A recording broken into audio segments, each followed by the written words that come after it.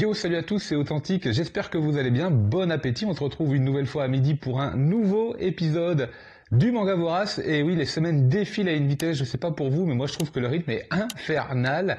Allez, on va profiter d'un petit moment comme ça pour se détendre avec les 7 mangas, les 7 lectures, l'éventuel coup de cœur de la semaine. N'oubliez pas, pour vous repérer dans la vidéo, le chapitrage, n'oubliez pas le petit commentaire, n'oubliez pas l'abonnement ou la cloche si c'est pas déjà fait. Générique.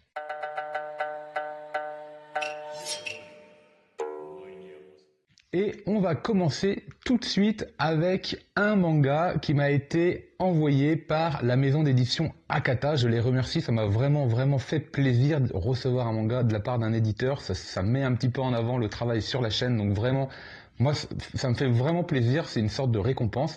Il s'agit de Boys in the Riot, tome 1 sur 4 volumes prévus, avec un manga qui se tient bien, une édition tout à fait classique, tout ce qu'il y a de plus appréciable. Alors, Boys in the Riot, ça nous parle de quoi? Un de nos personnages principaux est une femme, Rio, mais a beaucoup de mal à assumer son genre et vit vraiment très mal avec la société, avec sa capacité à s'affirmer. Elle ne se supporte pas en tant que femme et elle supporte encore moins les codes, évidemment, qui y sont liés, notamment les codes vestimentaires.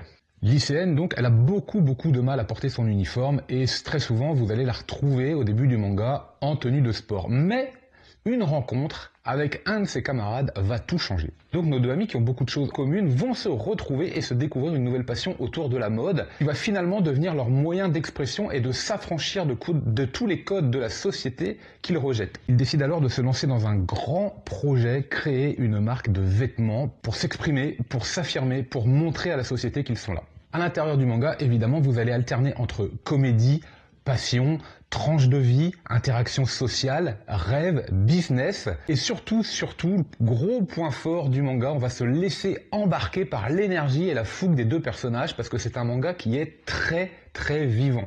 C'est ce que j'ai trouvé dès le premier chapitre de la lecture. Son gros point fort, c'est son rythme. C'est la vitalité qu'il dégage au fur et à mesure des pages. On a vraiment l'impression de ressentir toute l'énergie de ces deux lycéens qui s'apprêtent à rentrer dans la vie active, qui s'apprêtent à réaliser leurs rêves ou en tout cas à les vivre passionnément. On ressent toute cette énergie dans les attitudes, dans les mouvements, dans les sentiments exprimés, dans les rapports, les discussions, les interactions qu'il y a entre les personnages, les doutes, les certitudes, les joies, les peines, tout ce que vous voulez. En tout cas, on ressent vraiment toute cette fougue, presque cette naïveté par moments, et ça enrichit vraiment l'ambiance générale du manga qui se lit d'une traite. Je me demandais un petit peu vers quoi j'allais aller parce que c'est un thème relativement peu commun. Je me suis laissé embarquer, je vais faire l'acquisition du tome 2 dès qu'il sortira parce que en 4 tomes j'ai vraiment envie pour le coup de découvrir la suite, la réussite ou non du projet et je suppose les quelques couacs qui vont se produire inévitablement, sinon je pense qu'il n'y aurait pas d'histoire en 4 tomes. Au niveau du trait, on a quelque chose de très léger, très frais, très dynamique également, moderne, donc ça amplifie toute cette ambiance, toute cette énergie qui est liée à la jeunesse de nos personnages, ça y contribue vraiment fortement. C'est vraiment très intéressant en tout cas de ressentir ce rythme et dans la narration et dans le trait. Keito Gaku, artiste transgenre, je suppose, à travers son manga, nous livre sa propre expérience, ses propres ressentiments, voire peut-être ses propres désirs ou les propres rêves qu'il n'a pas pu réaliser. On sent qu'il n'y a pas de triche dans ce qui est raconté et c'est très appréciable. Boys in the Riot, donc tome 1 chez Akata. Hop, et on enchaîne avec la grosse nouveauté de la semaine, peut-être la plus grosse nouveauté de la semaine, un shonen, du gros shonen avec tous les codes. C'est chez Glénat, c'est le tome 1 de Sakamoto Days, dont j'ai fait l'acquisition, dont j'ai fait la lecture, on va en parler vite fait. Notre héros Taro Sakamoto, c'est pas facile à dire, est un gérant de magasin d'une petite supérette, gérant d'une affaire familiale, un peu randouillard, un peu pantouflard. Mais en vérité, c'est un ancien tueur à gages, un ancien assassin professionnel, craint et respecté de tous. Le mec, il est au-dessus de tout le monde, il tue le jeu, il est trop fort. Il a pris sa retraite, il a décidé de se retirer du milieu, un petit peu comme pour La Voix du Tablier, un petit peu comme pour The Fable, et on va suivre un petit peu sa vie quotidienne. Évidemment, c'est drôle, mais on sent bien qu'il faut se méfier du personnage, il faut pas trop le chercher. Ça va être plutôt du gag manga avec de l'action, on est sur du Spy Family, sur du Mashle, on ressent un peu cette vague shonen où il y a pas mal d'humour actuellement, et également beaucoup de sympathie dans notre personnage, avec des traits arrondis qui sont peu communs pour un héros personnage de manga.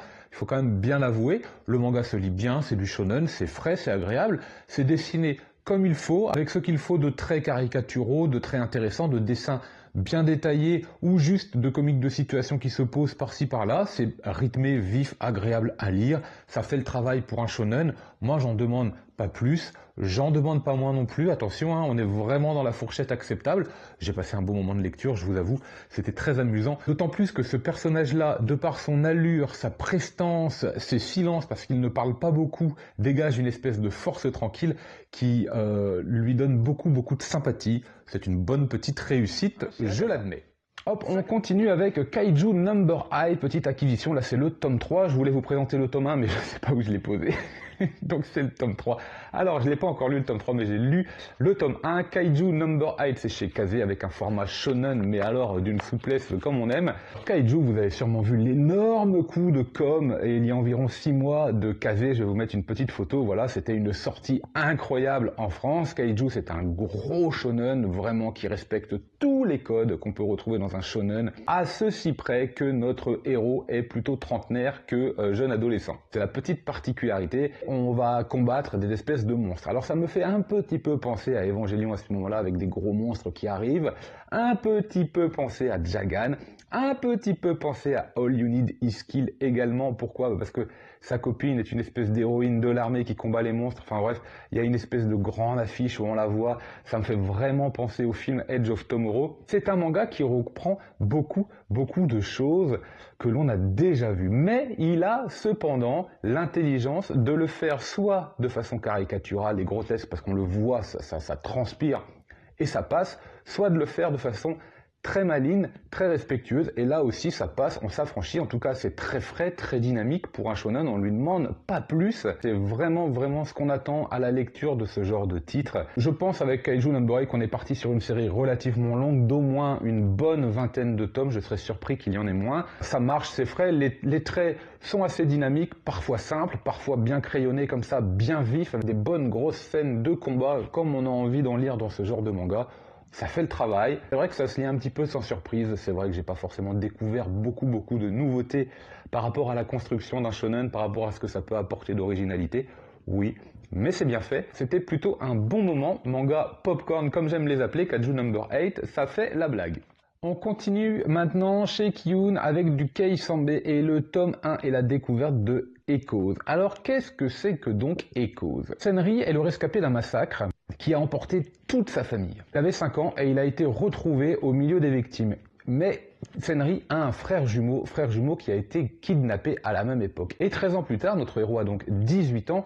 Évidemment, cette douleur, cette envie de vengeance n'a pas du tout diminué. Bien au contraire, Senri est manifestement décidé à en apprendre davantage sur ce qui a pu se passer. Et les deux frères sont plus que des frères puisque Senri a véritablement vécu et ressenti l'angoisse et les douleurs de l'enlèvement de son frère jumeau à travers ses yeux, puisque le jour de l'enlèvement, il a pu voir à travers les yeux de son frère, et notamment des cicatrices sur le bras d'un des kidnappeurs, le seul indice qu'il tient alors. Kei Sambe nous propose ici un manga thriller, un manga de doute, d'angoisse, de douleur, plein de mystères, très agréable à suivre, bien rythmé, où on va suivre notre personnage essayer de résoudre une énigme, un mystère, une enquête, pour pouvoir s'apaiser, puisque la seule arme qu'il a en lui, c'est sa rage.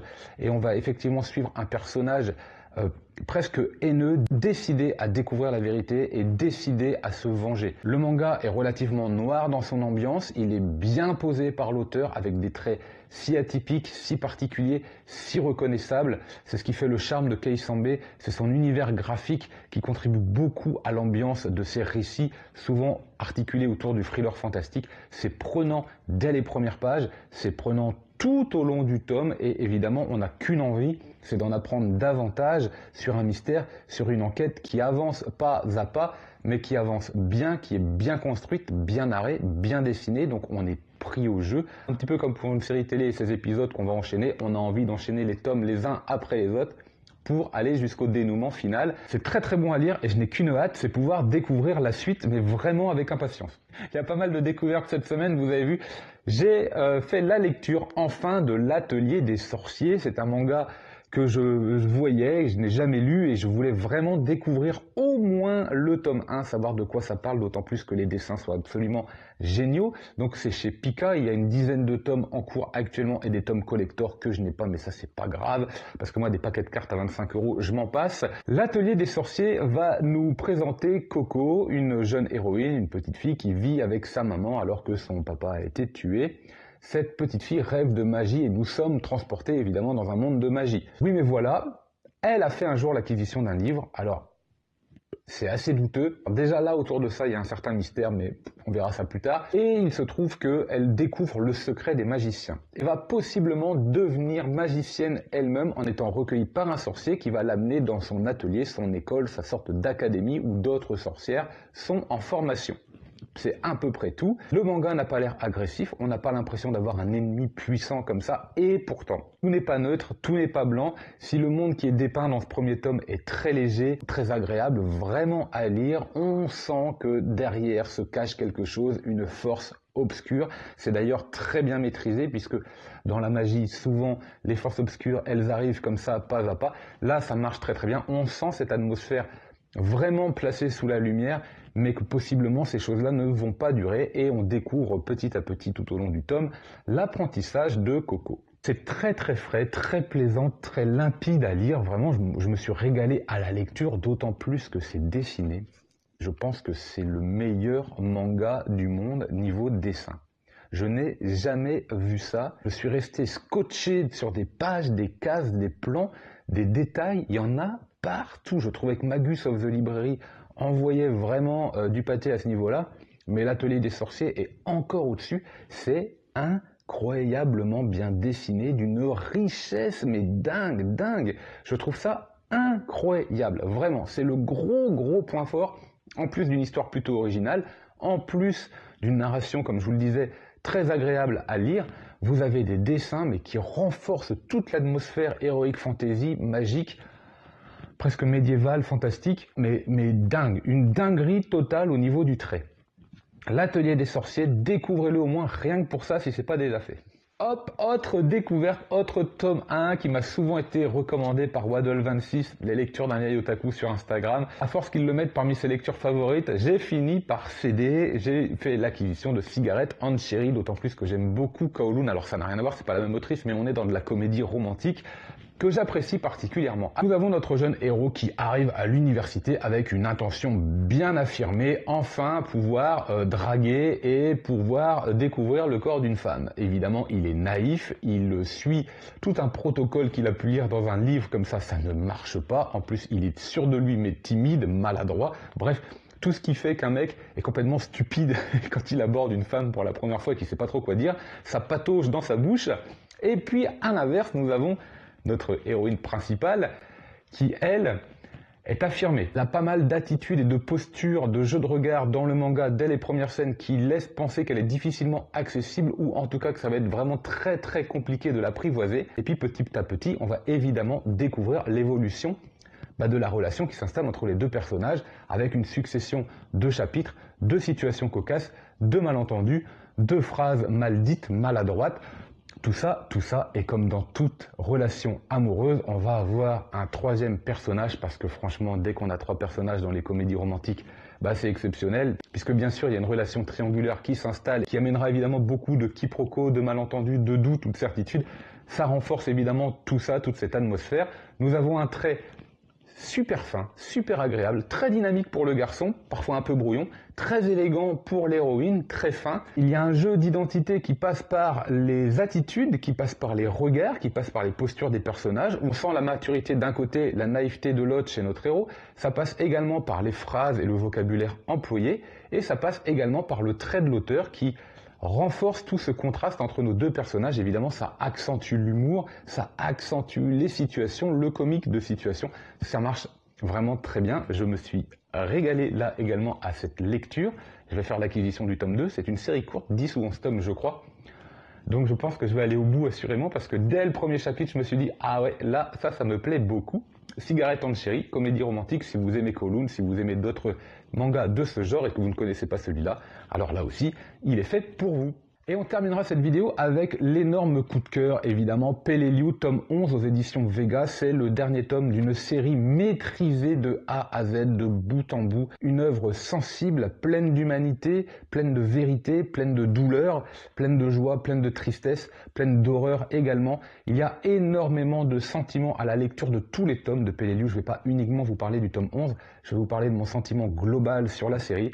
C'est une œuvre qui nous retrace les événements dans la guerre du Pacifique qui ont eu lieu sur l'île de Peleliu, avec cette armée japonaise qui s'est retrouvée encerclée sur une île, à la merci des Américains, avec tout ce qu'elle pouvait faire pour se défendre, mais quand bien même, vous savez que vous êtes pris au piège comme des rats dans une cage. Ces Japonais ont tenu, résisté. Il y a eu énormément de morts, il y a eu des milliers de morts, je crois environ 10 000. Pour les survivants, parce qu'il y a eu des survivants qui se sont cachés toutes ces années dans des grottes comme ils pouvaient, traversant les hivers, les difficultés liées au climat, à la nourriture, à l'hygiène. Ils ont réussi à tenir, c'est ce que Peleliu nous raconte, avec tout ce qu'il y a d'horreur, tous les petits moments de joie, tous les moments de réussite, les petites victoires, les grandes défaites, ou les grandes victoires et les petites défaites.